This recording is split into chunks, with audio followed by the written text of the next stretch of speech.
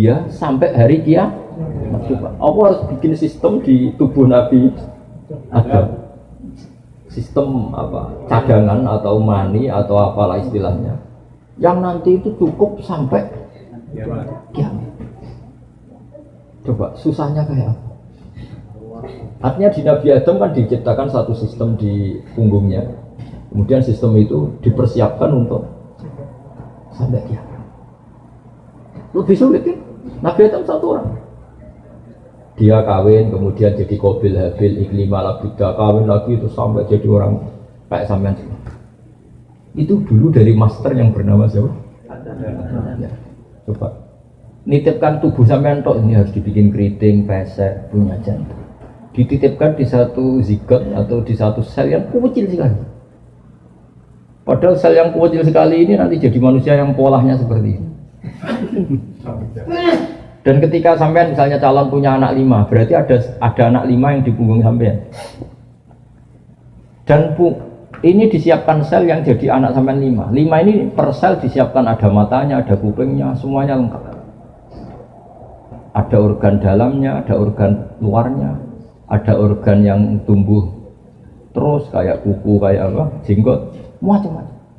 Kenapa itu enggak kita akui sebagai reputasi Allah kalau Allah itu ala kulli syai'in qadir, Allah mampu melakukan apa saja. Terus kenapa kita menyoal hanya karena orang sudah mati, kemudian kita menyoal bagaimana mungkin ini bangkit kembali. Lah kamu lahir dari mani, dari tanah, kok tidak kamu ingkari? Harusnya pengingkar-pengingkar itu juga mengatakan wujud ini khayal belaka karena hakikatnya enggak mungkin. Ya kan? Kan sama-sama enggak mungkin kalau dalam ukuran otak manusia. Karena sering terjadi dan terlihat, mereka mengatakan mungkin. Tapi ketika mengatakan mungkin, manusia pun tidak ikut menciptakan. Nah, itu makanya Allah mengingatkan qul yuhyihallazi anshaha wa lam. Kalau Allah dari awal mampu menciptakan mani jadi manusia, ya nanti Allah pula yang mampu menciptakan tulang belulang jadi manusia. Ya, jadi saya mohon sekali tauhidnya dijaga. Nah, logika seperti ini itu arafahul aql.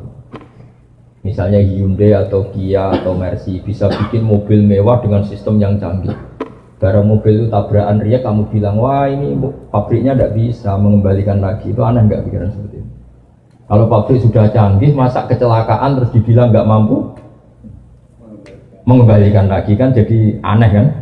Mau bikin yang sedetail itu bisa, apalagi ini tinggal ngencengkan lagi kan gitu kira-kira. Kan lebih gampang. Karena kalau sudah kamu sifat, wah pabrik ini hebat bisa bikin mobil yang canggih, tentu akan mudah mereparasi kalau ada kerusakan. Sama, Allah mudah saja mereparasi Anda setelah mati. Bahkan nanti setelah Anda masuk surga direparasi ulang. Hidungmu ditata lagi, semua wajah kamu ditata lagi. Makanya teman saya kalau guyon gini, Gus Pak tahu nggak kenapa para nabi itu ganteng-ganteng? Kenapa? Ini teman saya agak beli. Kenapa? Karena Allah nggak ingin capek-capek. Kalau Nabi jelek, Nabi kan pasti ahli surga. Natanya kelamaan. Ahli surga kan harus ganteng. Karena Nabi itu pasti masuk surga. Sudah didesain ganteng sekali. Supaya rubahnya tidak banyak. Tapi kalau orang beli-beli kadang masalah, keriting, udah nomor. Urip bisa ngeramein itu. Itu nanti kalau jadi orang soleh itu ngerenovasinya agak sulit. Tapi kalau masuk neraka kan gampang cemplung gitu. Tapi dah semua orang berhak soleh, gampang saja kalau orang renovasi apa mereparasi ya kun kayak keritingnya jadi bagus, pendeknya ditinggikan, peseknya ditata semua. Kalau ditata peseknya kok jadi bangir, wajahnya tetap gitu kan malah kayak Pinocchio jadi tetap ditata. Jadi ini penting ngaji tauhid ya, saya ulang lagi ya, Islam itu datang dengan apa? Amar ma'ruf. Yang namanya mungkar itu angkarohul akal. Akal sehat itu menolak. Kayak tadi misalnya, alam ini dimulai dari ketiadaan. Jadi pencipta alam adalah ketiadaan. Masa sesuatu yang tiada punya faktor, punya sebab sebagai pencipta? Itu enggak masuk akal. Tentu alam ini ada karena ada pencipta. Nah pencipta itu menurut kita adalah Allah Subhanahu wa Ta'ala. Maka pencipta ini status utamanya apa? Wujud. Ya, di mana-mana pencipta statusnya harus wujud. Maka mulai kecil kita diajari apa? Wujud. namanya pencipta sama yang diciptakan dulu mana? Dulu pencipta. Makanya pertama setelah wujud tidak, dia harus zat yang terus kedua harus sifat ketiga harus baqo, harus abadi. Karena kalau Tuhan itu superior hebat kemudian dia ada abadi berarti keok kalah.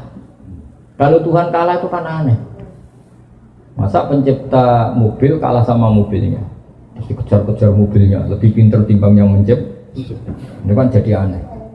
Tetap penciptanya yang bisa mengatur mobil ini, dimatikan, dirongsokkan, dibuang, terserah yang mencipta. Mobilnya tetap objek, penciptanya tetap subjek. Allah selamanya subjek yang mengatur kita semua, yang menghancurkan kita, yang menata kita. Allah tidak akan menjadi objek makhluknya. Allah tidak akan menjadi objek makhluk. Allah selalu jadi subjek makhluknya. Makanya disebut Al-Khaliqul Mukhtar. Allah pencipta yang bisa melakukan apa saja sesuai yang diinginkan. Ya, istilahnya yaf'alu ma yasha. Yaf'alu ma yasha. Dari wujud, hidam. Terus keempat, Allah itu beda dengan makhluk. Kalau makhluknya makan cari uang, Allah tidak perlu makan, tidak perlu cari uang. Dan Allah tidak butuh makan, tidak butuh tidur. La ta'khudhuhu sinatu. Karena kalau Allah tidur, kalau kamu mau nakal, misalnya mau selingkuh, nunggu tidurnya. Jangan sekarang, Allah masih bangun. Kacau nggak punya Tuhan gitu. Kacau. Maka sifatnya Allah la ta'khudhuhu sinatu. Allah tidak pernah kantuk, juga nggak pernah tidur. Karena Allah itu mukhalafatul. Terus sifat berikutnya apa? Allah itu berdiri dengan dirinya sendiri tanpa butuh yang lain. Allah tidak butuh. Kalau sampai ingin kuat kan harus makan. Kalau ingin fresh harus punya uang. Banyaklah kebutuhan Anda ini. Kalau ingin tidak jomblo butuh pasangan. Kalau pasangan butuh yang tertipu, karena kalau sadar mungkin tidak mau. Makanya kalau ada orang cantik dapat orang jelek, kata bapak saya, itu kemungkinannya dua. Yang cowok punya sesuatu, atau yang cewek agak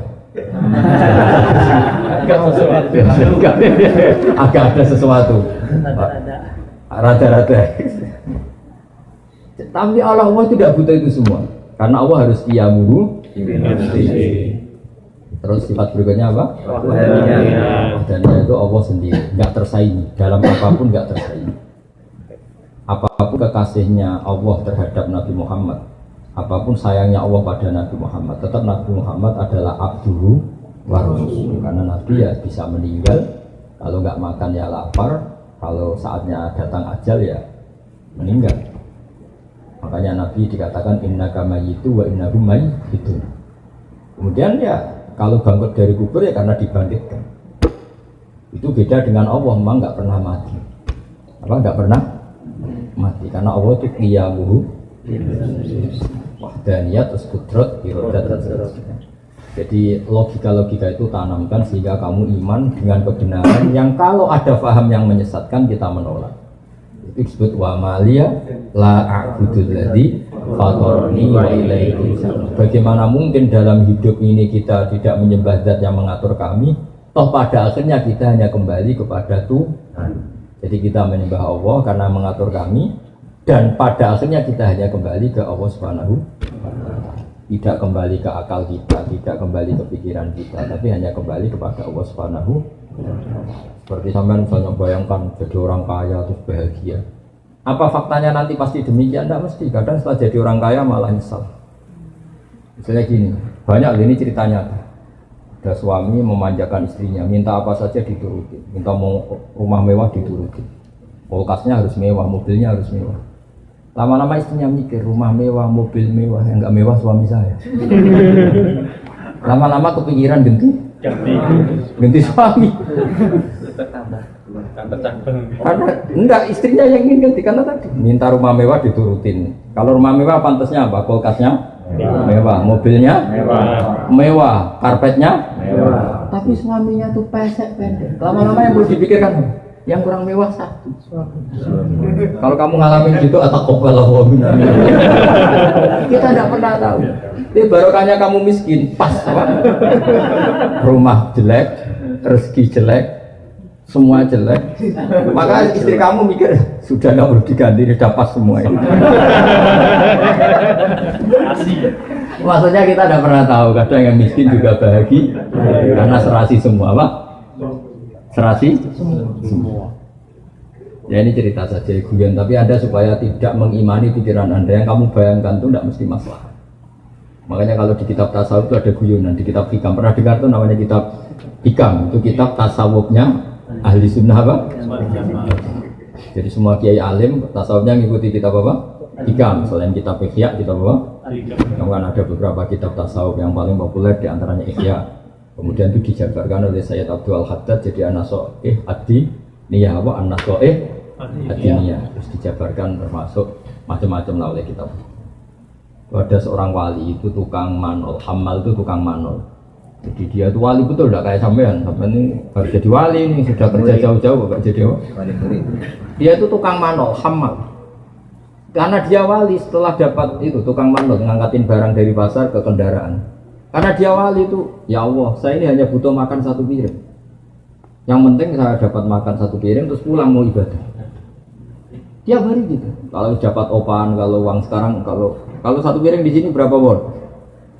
Punya satu makan satu hari 10.000 won. Kalau di Indonesia berapa? 150. Enggak lah, makan sehari kalau di Indonesia 50. Enggak, kalau makan apa saja kamu di sini kok mahal? Kalau uang di sini berapa? 10.000. 10.000 sama dengan 100.000. Ya jangan, berarti contohnya di sini jangan. Ya kalau di Indonesia makan 50.000 sudah. Berapanya? Todeng.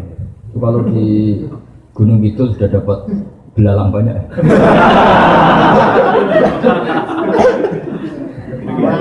Jangan lupa. Dia tuh enggak, kalau sudah amal tadi, kalau sudah dapat upah 10.000 ya dia pulang yang penting bisa makan, apa? Singkat cerita dia ngeluh, ya Allah saya ini wali engkau. Ingin saya kalau sudah makan langsung masuk masjid ibadah. Jadi dia kalau sudah dapat uang 10.000 makan terus masuk masjid apa? Ibadah. Lama-lama dia berdoa, ya Allah buat saya dikasih rezeki agak butuh kerja. Tahu-tahu masuk pasar dicurigai jadi maling. Entah apa sebabnya pokoknya dituduh jadi maling. Di penjara. Penjara tiap hari ada orang cuma makan. Terus, ya Allah kenapa jadi begini? Bukankah kamu minta rezeki tanpa kerja? Ya LP itu. Jadi intinya betapa manusia itu tidak usah ngatur Allah. Karena ada wali yang minta rezeki tanpa kerja sama Allah dijawab LP kan rezeki. Akhirnya ya Allah kok jadinya gitu. Bukankah Anda minta rezeki tanpa kerja? Makanya kalau doa itu hati-hati. Doa itu apalagi berdoa ya Allah semoga dapat pasangan yang sesuai sama orang miskin tidak kaya ya sudah miskin tidak kaya jelek yang sesuai apa? Ya jelek ya makanya tidak usah doa gitu sudah berdoa ya Allah berikan jodoh yang maslahat untuk saya tidak usah nyifati karena kalau nyifati tadi kayak tadi minta rezeki tanpa di luar dugaan ternyata jawabannya LP. Ya saya kira demikian penting tauhidnya ditata ya qul yuhiyal ladzi anshaha awwal marrah. Assalamualaikum warahmatullahi wabarakatuh. Dah katanya mau makan bersama kopi bersama. Yang tanya ada. Relax aja kok sambil. Jangan lupa subscribe, like, share, dan komen. Kalau tanya problem nggak boleh. Itu paket hidup ya. Coba setelah jadi presiden ngeluh nggak karena banyak rivalnya, banyak kroninya minta jadi menteri, bingung nggak? Bingung kan? Yang nggak suka demo, yang suka minta jadi menteri, pusing. Ya gimana? Assalamualaikum warahmatullahi wabarakatuh. Ya saya mau sedikit bertanya antara kalimat sedikit aja ya.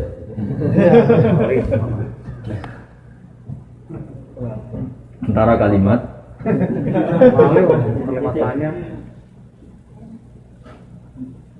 silaturahmi dan silaturahim itu yang benar yang mana? Yang benar ya nggak salah. Apakah itu benar semua? Benar semua aja ya gampang ya. Ya seperti itu. Kalau bahasa Arab itu pakai mik apa enggak? Pakai. Ini. Bahasa Arab itu bisa dengan berbeda dengan bahasa Jawa. Tapi kalau tasrifan tetap sama ya.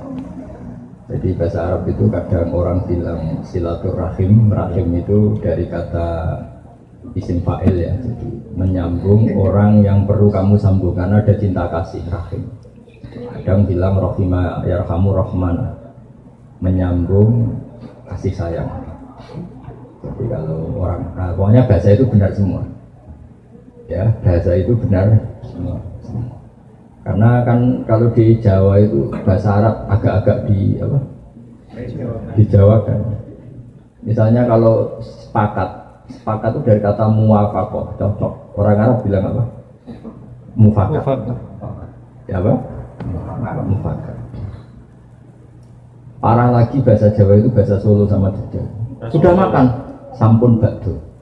Sampun itu ya sampun, bakdo bahasa Arab bakdo itu maknanya apa?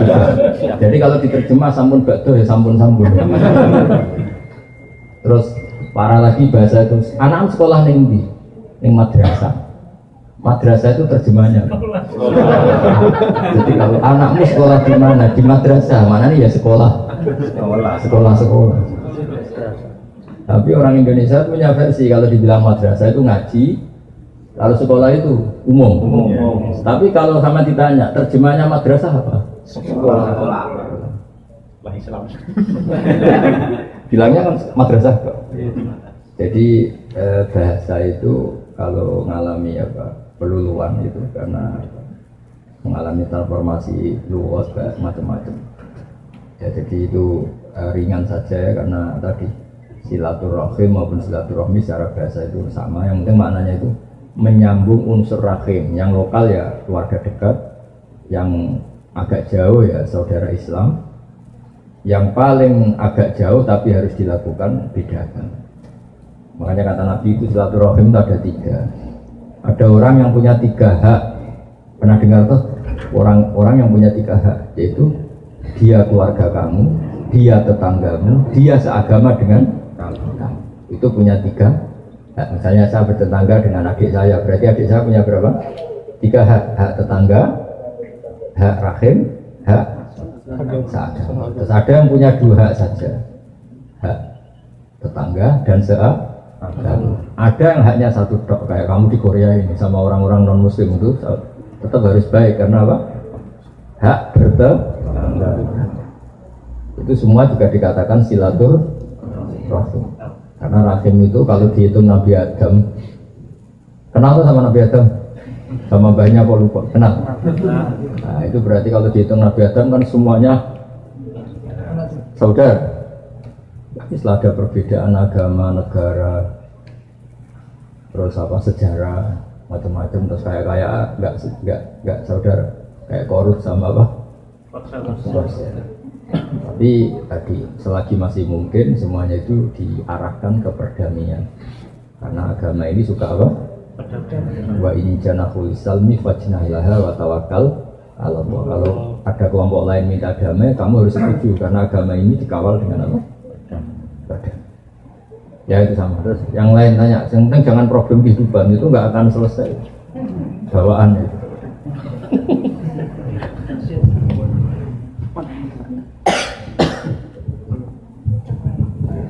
Assalamualaikum warahmatullahi wabarakatuh.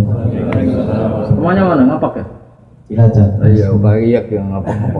Pakai bahasa Cilacap aja. Kalau bahasa Indonesia enggak tak jawab. Pokoknya kalau bahasa Indonesia enggak bisa dijawab ya. Ya. Dan pakai bahasa kasarnya enggak boleh, bahasa halus. Bahasa kasar kepriben lah, betul. Kepriben kafe weh. Kepriben.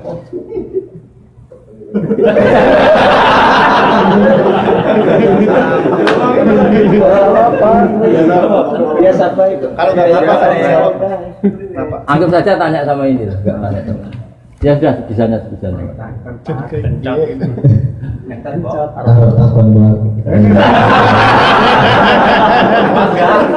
Ya, wis boleh ana. Naik ngaji nang YouTube, apa entuk pahala? Entuk.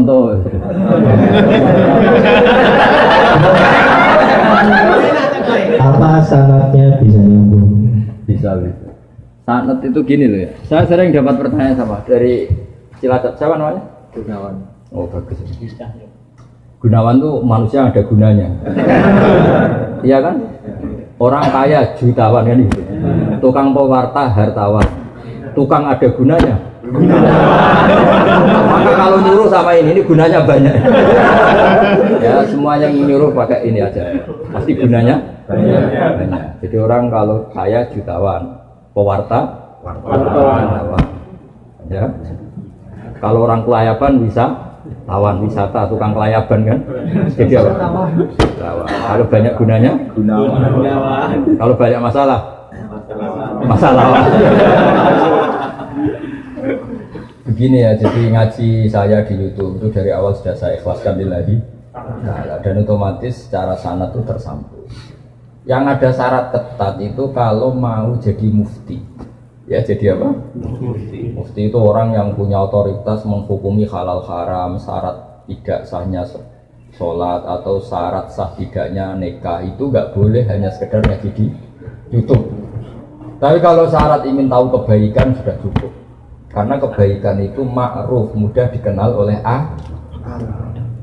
Jadi kalau syarat-syarat yang ketat harus ketemu gurunya, ngaji lama, terus akhlaknya harus baik, hafal Quran, hafal hadis, itu syarat untuk mufti, ya Pak?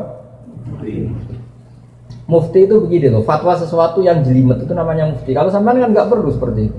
Makanya dengar ngaji saya yang bisa dilakukan, yang nggak ditunda itu sudah selesai. Dan potongannya ya nunda semua. Misalnya saya ngaji, wajib gak orang nyaur utang? Ayo jawab. Wajib. Tahu toh? Tahu. Ditunda apa langsung? Tunda. Ketika kangen keluarga wajib gak terus ingin pulang atau ngirimin?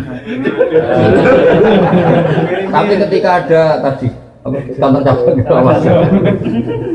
pikirannya mulai macam-macam. Nah, kenapa kalau mufti syaratnya ketat? Karena mufti itu akan menimbang hukum yang kayak iya kayak tidak. Itu harus orang alim, nggak boleh hanya lewat YouTube.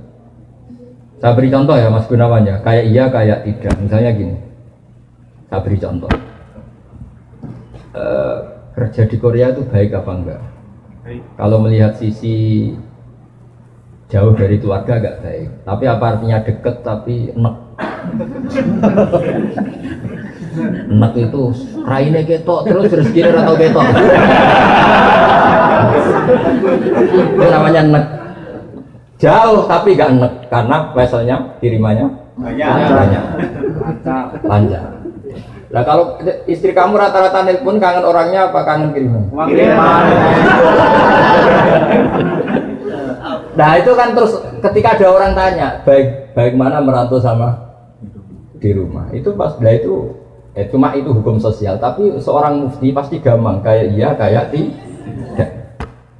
Nah itu butuh orang alim yang ngajinya tenanan. Tapi kalau hukumnya suami istri sebaiknya apa ya rukun.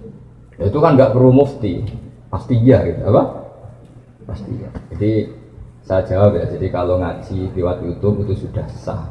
Cuma tetap saja nggak sah kalau sebagai mufti. Mufti itu menentukan hukum halal haram. Misalnya kamu marung di warung Korea yang terkenal misalnya masak babi, tapi yang kamu makan bener-bener telur atau ayam, hukumnya gimana? Mesti mufti itu mikir. Kalau melihat ayamnya halal, tapi paling digoreng di wajan yang sama, diletakkan di piring yang sama, dan mereka nyuci piring pasti tidak dengan cara Kalau melihat gitu kayaknya tidak halal ya. Tapi kalau melihat bisa saja, meskipun bisa saja pas jatah saya piringnya baru. Tapi meskipun kemungkinan itu entah. Tapi ya buat senam otak yang nggak mungkin dah mungkin saja. Tapi ini ya itu mufti. Misalnya sholat pesawat hukumnya gimana? Kalau melihat waktu sholat ya harus sholat. Tapi melihat kalau kamu sesuci misalnya, sesuci di pesawat itu wudunya kira-kira sempurna nggak? Buatan kan? Kalau sempurna dimarahin awak kabin. Setelah wudu tidak sempurna kira-kira tetap wajib sholat apa enggak? Mesti jawaban pertama wajib. Lalu sholat ini namanya apa? Sholat dihormatin waktu, hanya menghormati waktu, tapi nanti setelah di kos-kosan atau di Korea harus dikodoi. Tapi ketika wajib ngodoi melihat wajah-wajah gini, wah sholat aja sudah menguntungkan, disuruh wajib kodok malah.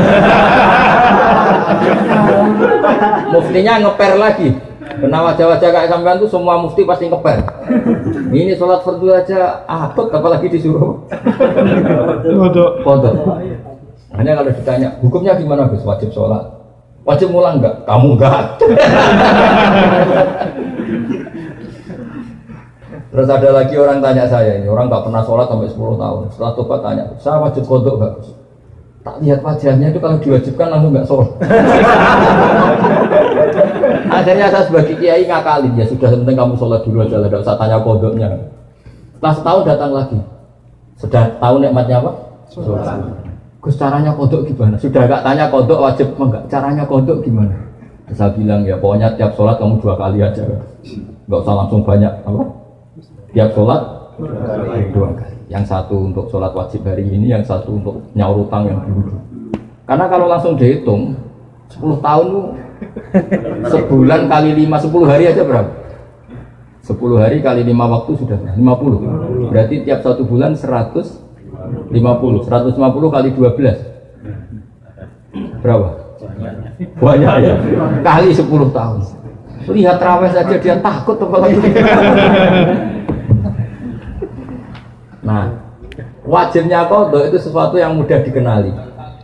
Tapi ngitung loyalitas orang pada agama.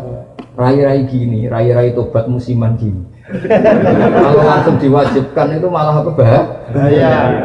Makanya bilang ya sudah sholat dulu aja. Katanya kiai harus kodok ikut 10 tahun sudah, saya sholat dulu aja, tidak usah tanya itu.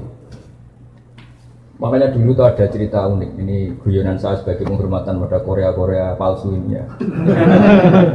Ada kiai itu kan rata-rata anaknya cantik. Kalau anaknya tidak pati cantik, ya rapati kiai. Kiai betul itu rata-rata anaknya cantik. Karena istrinya rata-rata ya cantik. Kalau kiai istrinya jelek ya agak musibah. Tapi bisa bikin kantor cabang kan? Ini provokator itu. Apa pengesahan apa? Pakai kartu apa? Enggak, kantornya itu. Dia istilahkan istri kedua itu. Singkat cerita itu anaknya itu cantik. Ya dulu itu enggak ada akses ke dalam kecuali harus jualan apa? Air. Jadi ada orang santri itu agak nakal dia. Ingin tahu ningnya kalau dalam bahasa pondok itu nih. Taman karena saya yakin semua yang ngaji saya di sini itu masih ada sisa-sisa santri. Karena orang Indonesia hebatnya gitu, kecilnya mesti dolanan di musola, nguyaya di musola, ya kan? Baiknya orang Indonesia kan? Iya kan? Karena rata-rata kita pas kecil itu kan nyon sewu miskin, yang ada jeding itu di musola. Sekarang keluarnya tampir-tampir di Indonesia ke saya gitu, semenjak masjid bagus, kamar mandinya bagus. Kadang orang mau ke masjid itu bukan karena ingin jamaah, kudu ngising di rumah lari ke masjid. Ya kan sekarang banyak enggak? Banyak karena kamar mandi masjid lebih bagus. Yang parah kalau mau tidur kan di rumah enggak ada AC, enggak ada kipas angin. Kalau ngantuk ke masjid, kipasnya dinyalin. Di daerah kamu ya gitu? Di sini. Di kos-kosan nggak ada kipas, di sini masjid ada. Ada sih, malah sih di sini. Itu mau itikaf kok mau nikmati hidup. Nikmati hidup. Ya alhamdulillah kok Allah nggak apa-apa. Dekat masjid sudah baik. Meskipun niatnya tidak baik, semoga tetap apa? Baik. Singkat cerita dia itu pura-pura jualan apa? Air. Kiainya senengnya begini. Ben baru kayak anakku disenengi banyu murah soalnya. Kiainya wali jadi tahu kelakuan tadi santrinya tadi. Di Barno biarin dapat air murah loyal. Lama-lama dibilang gini sama kiai. Kamu senang sama anak saya? Iya Pak ya. Syaratnya kamu harus jamaah di depan 40 hari. Kalau itu selesai nanti kesini tak nikahkan sama putri saya. Oh semuanya bukan main. Dia jamaah terus di depan ini di Masjid Haram, ceritanya di Mekah, nggak diserahkan, nggak di Solotan. Jadi ini cerita kelas internasional, bukan kelas apa? Setelah itu sholat semangat dia. Ya, syaratnya 40 hari di soft awal. Ya imamnya tentu imam Masjid Haram, enggak masuk imam enggak ini. Kalau di sini enggak jadi wali 40 hari belum jadi wali. Ini di Masjid Haram yang satu sholat sama dengan 1000 sholat. Ya 1000 rakaat. Kalau sholat di sini satu sholat kan benar-benar satu. Kalau di sana lipatannya kan berapa? 10.000. Ada yang bilang pokoknya ribuan, ratusan ribu, ya, terserah ngitungnya sampai 40 hari. Hari ke-40 selesai sama kiainya digandeng santri. Ayo nak pulang ke rumah saya. Tak kawinkan sama anak saya sesuai perjanjian. Itu santrinya marah-marah. Pak Kiai, minyak uang. Sholat jadi mau dijoli anak jenengan. Enggak bisa. Ternyata dia hari kedua ketiga sudah ikhlas, tidak karena cewek tadi, tidak karena putrinya kita tadi. Ayo nak pulang saya nikahkan sama anak saya karena sudah 40. Pak Yai, kamu menghina saya. Masa sholat nikmatnya seperti itu hanya hasilnya dapat putri jenengan? Enggak bisa. Sholat saya itu balasannya surga, enggak bisa. Enggak mau saya. Dari sholat untuk dapat cewek menjadi sholat nikmati kebenaran. Makanya kalau kamu ingin kaya, tak suruh sholat hati. Nanti kalau sudah sering sholat, nikmatnya sujud, nikmatnya muasalah sama Allah, terus mulai berubah doa. Apa penting kaya apa enggak? Kalau kok masih ingin kaya terus berarti sholatnya masalah. Akhirnya nggak mau malah dikawinkan. Akhirnya kiainya yang merayu-merayu dia. Sudahlah tetap jadi mantu saya karena kiainya kesemsem ingin punya mantu ikhlas. Sekarang gantian kiainya yang mati-matian ngerayu supaya dia mau jadi menantunya. Karena ingin punya menantu ikhlas. Bisa dibuktikan ya. Mau nyoba itu.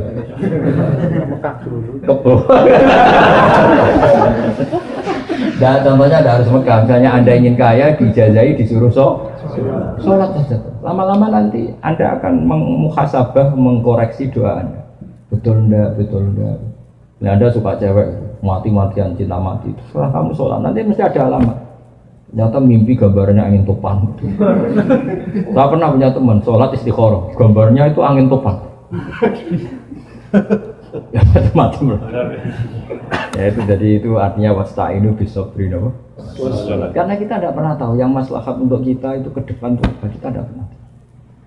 Makanya semuanya kita serahkan pada Allah Subhanahu. Mungkin sampean kalau hidup di Jawa karena tetangga roh kiai kadang rapati senang.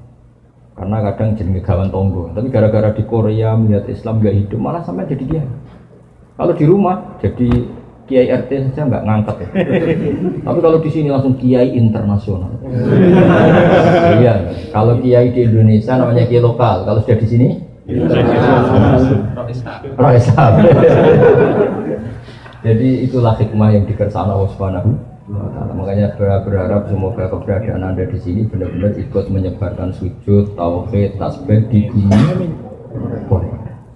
Ya sudah ya, cukup ini. Jangan lupa subscribe, like, share, dan Kali lagi ya, sudah. Oke, One Channel Manggu Chopkin Matursawan. Dari mana ini?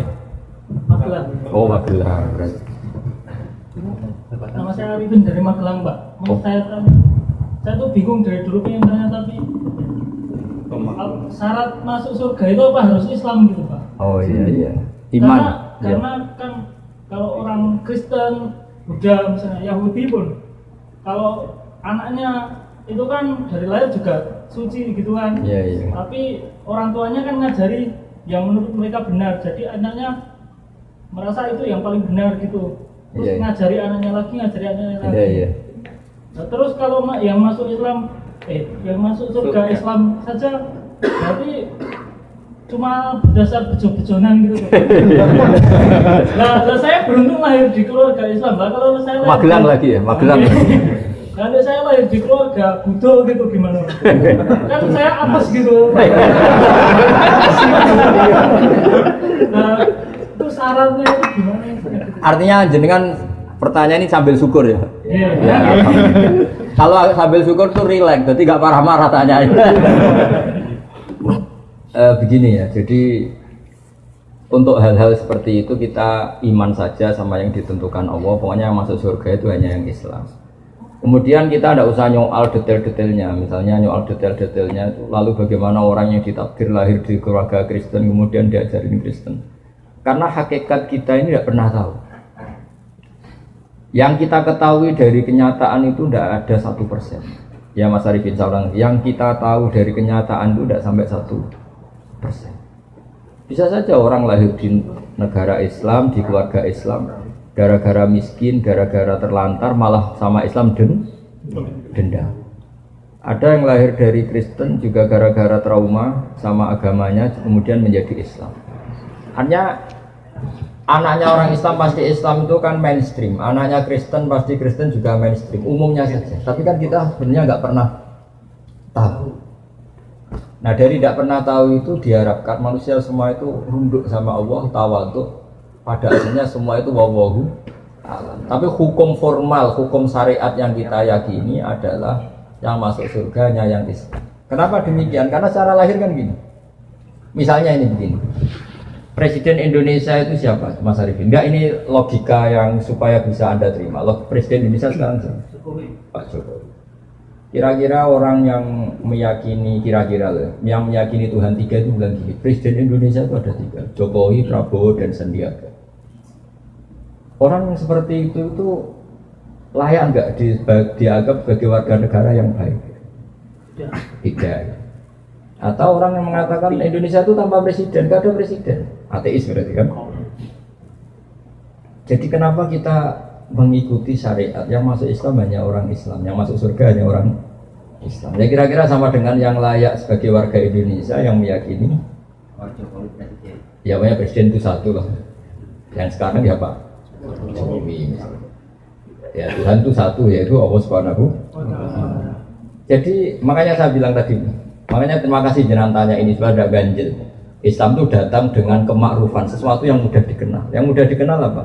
Yang layak jadi warga Indonesia yang yakin presiden itu satu, yaitu Pak Jokowi.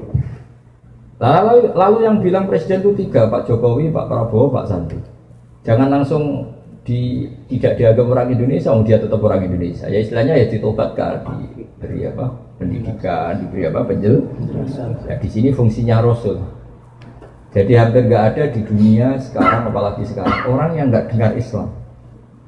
Meskipun mereka diajari dengan agama masing-masing, apalagi sekarang Nyon Sewu ada sekolah perbandingan agama, ada TV, ada medsos. Sebenarnya mereka dengar. Jadi kalau mereka bilang nggak dengar sama sekali ajaran selain yang diajarkan orang tuanya, kira-kira bohong nggak? Bohong kan? Jadi gitu aja Mas Arifin ya, jenengan harus yakin bahwa yang berhak masuk surga hanya orang Islam. Yang lain-lain detail-detailnya semua kita tidak pernah tahu. Tapi kita punya logikanya. Misalnya kamu punya bapak kamu namanya siapa? Bejo, nggak pernah celoko.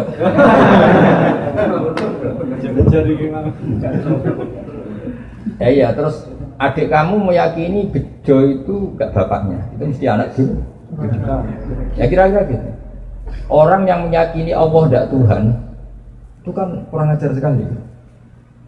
Apalagi yang meyakini Allah itu ada yang setingkat Allah, yaitu ini. Ada yang presiden tandingannya Pak Jokowi ini. Kan ya tidak pantas ya. Gak pantas itu mungkar, sesuatu yang akal gak percaya, gak mau. Ya, jadi saya sudah kali-kali bilang ya, ciri utama agama itu apa? Membenarkan yang ma'ruf, yang mudah Yang mudah dikenali apa? Yang pikirannya benar, akidahnya benar, itu yang harus dibenarkan. Dan yang harus dibenarkan itu yang pantas masuk surga. Ya kira-kira. Ya Mas Arifin ya.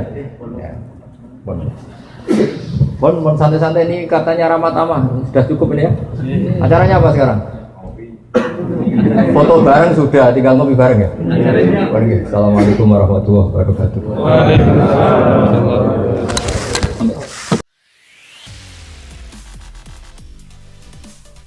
Jangan lupa subscribe, like, share, dan komen. Okay, Wunk Channel Mangu Chopkin Matursawan.